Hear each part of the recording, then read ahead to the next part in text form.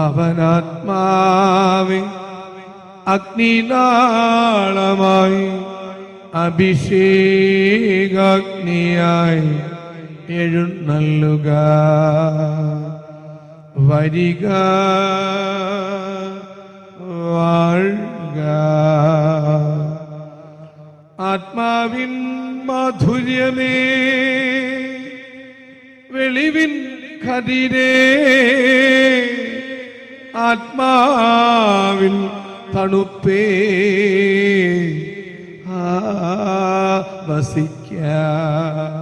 ഈശോയിൽ അനുഗ്രഹീതരായ മക്കളെ, സുഭാഷിതങ്ങൾ 3:11. കർത്താവിൻ്റെ ശിക്ഷണത്തെ നിന്ദിക്കരുത്, അവിടുത്തെ ശാസനത്തിൽ മടുപ്പ് തോന്നുകയുമരുത്. ശിക്ഷണം, ശാസനകൾ ഇതൊന്നും അത്ര സ്വാത്മപ്രീതികരമായ കാര്യങ്ങളല്ല. നിങ്ങൾ ഒരു വയസ്സായ 2 വയസ്സായ കുഞ്ഞിനെ കൈവിരൽ തുമ്പ് പിടിപ്പിച്ച് ഉത്സവപ്പറമ്പിലോ പള്ളിപ്പറമ്പിലോ നടക്കാൻ അവർ കൊതിക്കുന്നൊരു കാലം വിട്ടിട്ട് 7ാം ക്ലാസ് 8ാം ക്ലാസ് ആകുമ്പോൾ ശിക്ഷണങ്ങളെ, അങ്ങോട്ട് പോകണ്ട, വീട്ടിലേക്ക് കയറ്, അവിടെ കുപ്പിച്ചില്ലുണ്ട്, അവിടെ ആന മതിച്ച് നിൽക്കുന്നുണ്ട് എന്നൊക്കെ പറഞ്ഞാൽ, എന്തേ ആനയുടെ അടുത്തേക്ക് എനിക്ക് പോയാൽ എനിക്ക് മതിക്കാൻ അറിയാം, ആന മതിച്ച്, ഇങ്ങനെയൊക്കെ പറയുന്നൊരു ശിക്ഷണ ശാസനങ്ങളെ ഒരിക്കലും പ്രീതിയോടെ ഉൾക്കൊള്ളാൻ ഇഷ്ടമില്ലാത്ത കാലമുണ്ട്. ശൈശവ, ബാല്യ, യൗവന കാലങ്ങളിലെ ബാല്യം വിട്ട് യൗവനത്തിലേക്ക് പ്രവേശിക്കുമ്പോൾ നമ്മളൊക്കെ കടന്നുപോയതാണത്.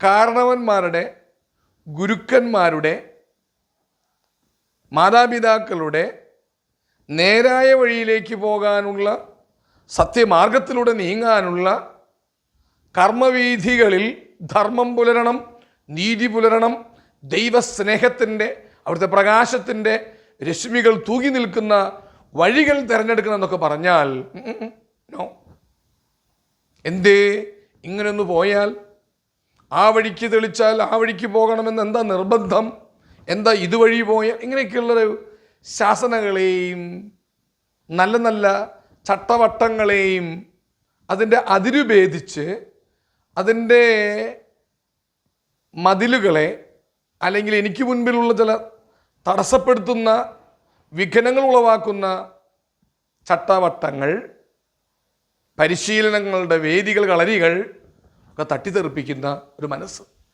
ഇവിടെയാണ് സുഭാഷിതങ്ങളിലൂടെ പ്രബോധകൻ ആത്മപ്രേരിതമായി പറയുകയാണ്, കർത്താവിൻ്റെ ശിക്ഷണത്തെ നിന്ദിച്ചു തള്ളരുത്, തള്ളിക്കളയരുത്. കാരണം ഓരോ ചുവടുവെപ്പിലും നിനക്കുള്ള പ്രകാശത്തിൻ്റെ ധോരണികൾ പകർന്നു തരുന്ന കർത്താവിൻ്റെ ശാസനങ്ങളുടെ വചനങ്ങൾ അവിടുന്ന് വഴിവിളക്ക് പോലെ കത്തിച്ചു വെച്ചിട്ടുണ്ട്. ഒരുപക്ഷേ ശരീരം വഴങ്ങാത്ത ആത്മപ്രീതിയുടെ, ആത്മപ്രേരണകളുടെ വഴികളിലേക്ക് നമ്മൾ പിന്നാക്കം നിന്ന് ചുവട് പറിച്ചു മാറ്റിയാൽ അധോഗതികൾ, അധർമ്മ വഴികൾ, നീതിരഹിതമായ ചില ചുവടുവയ്പ്പുകൾ ജീവിതത്തിൽ വന്നു കയറും. അതുകൊണ്ട് ദൈവമേ, അങ്ങയുടെ ശിക്ഷണം എനിക്ക് നൽകുക, അങ്ങയുടെ ശാസനകളിൽ എനിക്ക് പ്രീതിയാണ്, മടുപ്പല്ല, എനിക്ക് നിരാശയല്ല. അങ്ങ് ശാസിച്ചതുകൊണ്ടാണ് ഞാൻ ഇങ്ങനെയായി തീർന്നതെന്നുള്ള ആ മനോവീര്യവും മനോധൈര്യവും മനഃശക്തിയും കൊണ്ട് ദൈവാശ്രയത്തോടെ നീങ്ങാൻ മക്കളെ സാധിക്കട്ടെ. ഹല്ലേലൂയ, ആവേ മരിയ, ആമേൻ.